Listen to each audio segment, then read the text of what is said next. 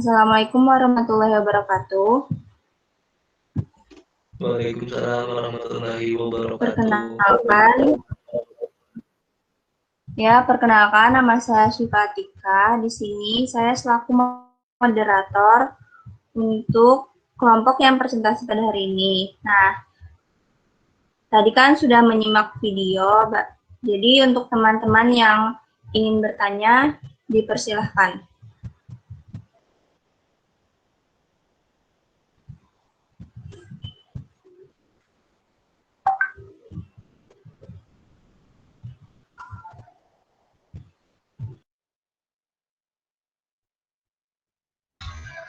Izin bertanya moderator.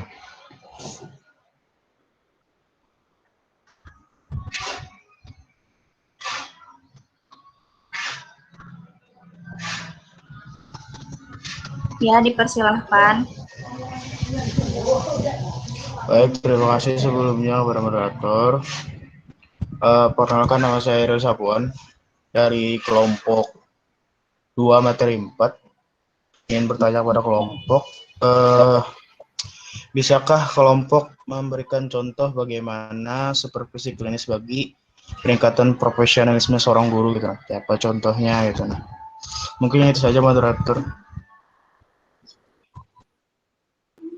Ya, mungkin Sipa kendala jaringan. Mungkin saya akan menggantikan Sipa. Untuk pertanyaan selanjutnya, dipersilahkan teman-teman.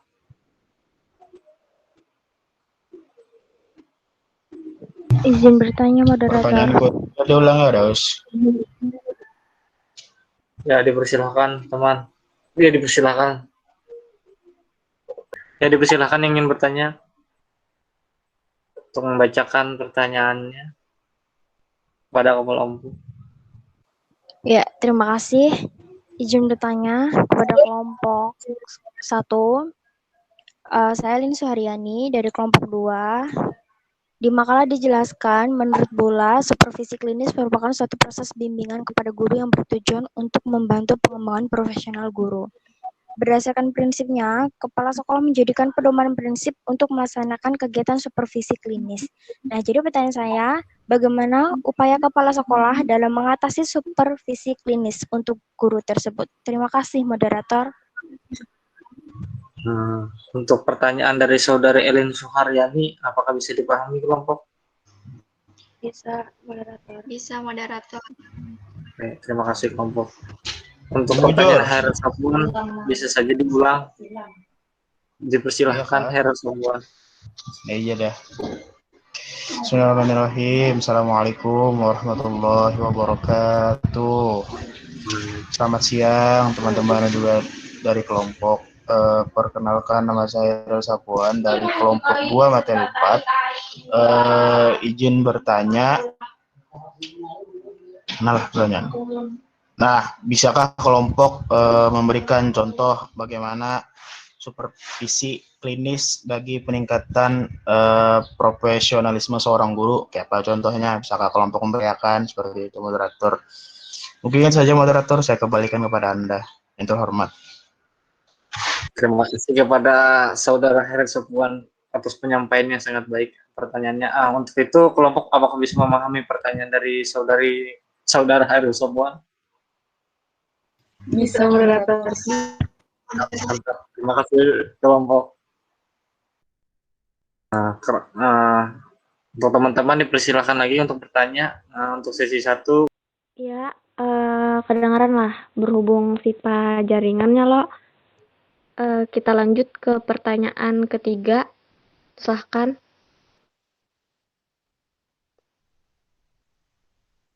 Pada teman-teman yang ingin bertanya. Izin bertanya, moderator. Iya, dipersilahkan. Saya Radin Athena dari kelompok 9 materi 8, izin bertanya.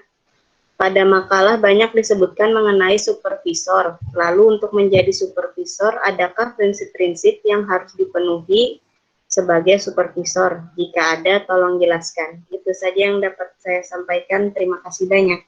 Ya, terima kasih kepada penanya. Bagaimana kelompok? Apakah dapat dipahami pertanyaan penanya tadi? Dapat dipahami, moderator. Motor. Oke, karena berhubung sesi 1 sudah, saya persilahkan kepada kelompok untuk menjawab pertanyaan dari teman-teman tadi. Perkenalkan, nama saya Arum Puspayanti dengan NIM 191012322031 ingin menjawab pertanyaan dari Hairil Sapuan, yaitu bisakah kelompok memberikan contoh bagaimana supervisi klinis bagi peningkatan profesionalisme seorang guru?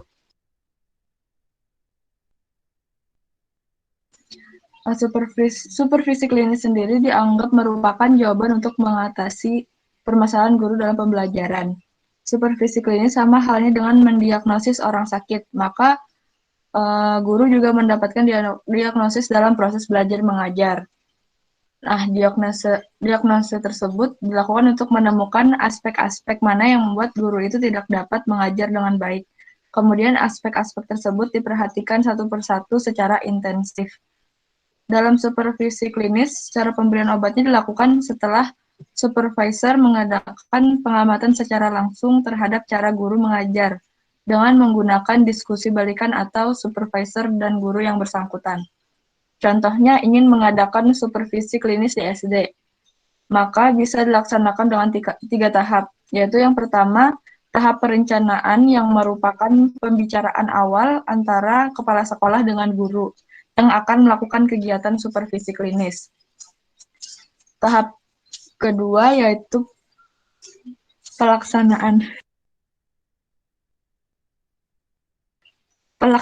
supervisi klinis di SD misalnya berfokus pada kegiatan pembelajaran, seperti pada awal kegiatan kepala sekolah melihat kembali rencana pembelajaran dan kelengkapan yang disusun oleh guru, yang bertujuan agar kepala sekolah memahami kegiatan pembelajaran yang akan dilaksanakan oleh guru.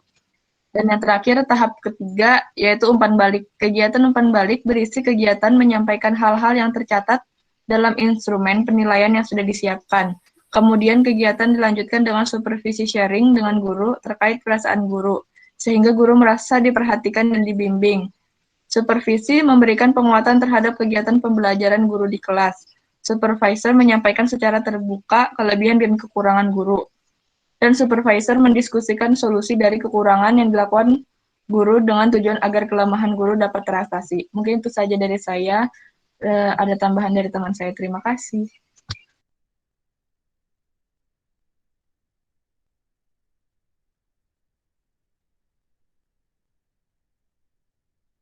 Izin menambahkan, moderator.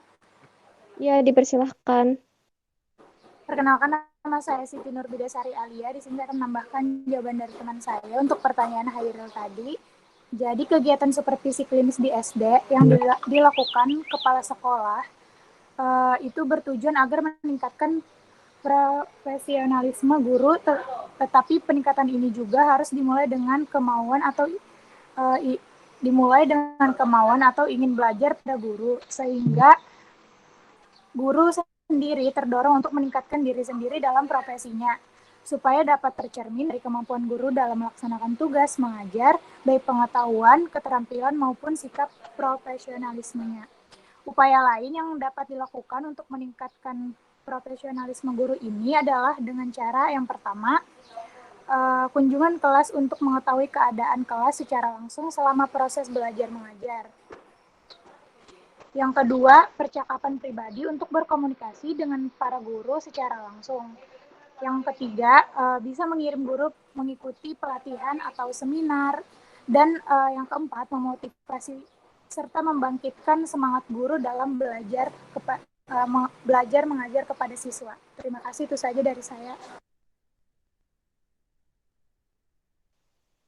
Ya, terima kasih kepada kelompok, kepada penanya. Bagaimana jawaban kelompok? Apakah dapat dipahami? Baik, terima kasih sebelumnya moderator dan juga kelompok dan juga Arum Puspayanti dan Siti Nurbidasari Alia atas jawabannya. Baik, saya dapat memahami jawabannya. Salah satu contohnya mungkin saya sedikit dari saya dapat saya ambil yaitu dengan mengirim guru ke pelatihan-pelatihan atau seminar-seminar yang dimana bisa meningkatkan profesionalismenya gitu. Oke, terima kasih kelompok dan juga moderator. Saya dapat memahami jawabannya. Terima kasih. Ya, terima kasih kepada penanya. Saya persilahkan lagi kepada kelompok untuk menjawab pertanyaan selanjutnya. Izin menjawab pertanyaan Elin, moderator. Ya, dipersilahkan. Sebelumnya, apakah suara saya terdengar dengan jelas? Terdengar jelas, Tiara. Baik, pertanyaan Elin tadi, bagaimana upaya yang dilakukan kepala sekolah dalam mengatasi supervisi klinis? Sebelumnya, perkenalkan, nama saya Tiara Soffanizma. Ingin menjawab, yaitu yang pertama, melaksanakan IHT atau in-house training, yaitu kegiatan yang diselenggarakan oleh sebuah sekolah dalam rangka meningkatkan kompetensi guru dan karyawannya. Yang kedua, yaitu memberikan pengarahan dan motivasi pada guru. Yang ketiga, yaitu melakukan tukar-menukar informasi. Yang keempat, yaitu memberdayakan guru senior dalam menyusun penyusunan RPP atau rencana pelaksanaan pembelajaran. Mungkin selebihnya akan dijelaskan oleh teman saya. Terima kasih. Izin menambahkan moderator. Ya, dipersilahkan. Sebelumnya, perkenalkan nama saya Nuris Rasya dengan NIM 19.10123320013. Ingin menambahkan jawaban dari teman saya, jawaban Elin. Upaya yang dilakukan kepala sekolah dalam mengatasi superklinis yaitu menciptakan suasana yang terbuka antara supervisor dan guru sebelum langkah-langkah selanjutnya dibicarakan. Membicarakan rencana pelajaran yang telah dibuat oleh guru yang mencakup tujuan, bahan, kegiatan belajar mengajar, serta alat evaluasinya. Adapun mengidentifikasi komponen keterampilan beserta indikatornya yang akan dicapai oleh guru dalam kegiatan mengajar. Misalnya, guru menguasai keterampilan bertanya, rencana program pembelajaran atau RPP yang akan diobservasi kepala sekolah sudah merupakan kurikulum sekolah dan sudah dikembangkan oleh guru yang akan diobservasi, dan mengembangkan atau memilih instrumen observasi yang akan digunakan serta merekam data dalam penampilan guru sesuai dengan persetujuan dan kesepakatan tentang keterampilan beserta indikatornya. Selanjutnya ada tahap observasi kelas. Guru mengajar berdasarkan komponen keterampilan yang sudah disiapkan dalam pertemuan pendahuluan. Kepala sekolah mengamati dan mencatat atau merekam tingkah laku guru yang sedang mengajar dan mencatat tingkah laku siswa maupun interaksi dengan siswa. Selain itu ada analisis data. Kepala sekolah di sini menganalisa hasil observasi yang dilakukan pada waktu senggang, yaitu jam istirahat. Hasil observasi analisa oleh kepala sekolah digunakan untuk sebagai bekal diskusi bersama guru. Selanjutnya, kepala sekolah dapat mengetahui kekurangan dan kelemahan guru, kekurangan atau kelemahan guru yang harus diperbaiki. Yang terakhir ada diskusi hasil observasi. Kepala sekolah menanyakan perasaan guru tentang apa yang dialaminya dalam mengajar secara umum, mereview tujuan pelajaran, mereview target keterampilan, serta perhatian utama guru dalam mengajar. Menanyakan perasaan guru tentang jalannya pelajaran berdasarkan target dan perhatian utamanya. Menunjukkan serta mengkaji hasil observasi. Supervisi yang diberikan tersebut bersifat bantuan dengan tujuan untuk meningkatkan keterampilan mengajar dan sikap profesional, menanyakan perasaan guru tentang proses dan hasil pelajaran tersebut, menyimpulkan hasil dengan melihat apa yang sebenarnya telah terjadi atau tercapai, serta menunjukkan secara bersama rencana mengajar yang akan datang. Mungkin itu saja, saya kembalikan kepada moderator. Ya, terima kasih kepada kelompok. Saya kembalikan kepada penanya, apakah jawaban kelompok tadi dapat dipahami? Baik, terima kasih kepada kelompok yang sudah menjawab pertanyaan saya. Izin menyimpulkan sebagai upaya untuk mengatasi supervisi dari kepala sekolah untuk guru, seperti melaksanakan IHT dari sekolah, memberikan arahan motivasi guru, memberdayakan guru senior, menciptakan suasana terbuka, dan melakukan analisa yang dilakukan kepala sekolah, dan hasilnya kemudian didiskusikan bersama sebagai untuk pengetahuan kekurangan yang ada pada guru. Apakah seperti itu kelompok? Iya, seperti itu. Terima kasih, saya sudah memahaminya. Saya kembalikan ke moderator. Ya, terima kasih kepada penanya. Selanjutnya, saya persilahkan kepada kelompok lagi untuk menjawab pertanyaan selanjutnya. Persilahkan. Baik, izin menjawab, moderator. Assalamualaikum warahmatullahi Iya, wabarakatuh. dipersilahkan. Perkenalkan, nama saya Ayu Handayani, NIM 1910-1231-212. Di sini saya akan menjawab pertanyaan dari Radin, yang mana bertanya tadi, apakah ada prinsip-prinsip yang harus dipenuhi oleh supervisor? Baik, untuk prinsipnya yaitu ada hendaknya bersifat konstruktif dan kreatif. Artinya, harus memiliki sifat membangun dan pemikiran yang berbeda dari yang lain agar bisa menjadi supervisor yang baik.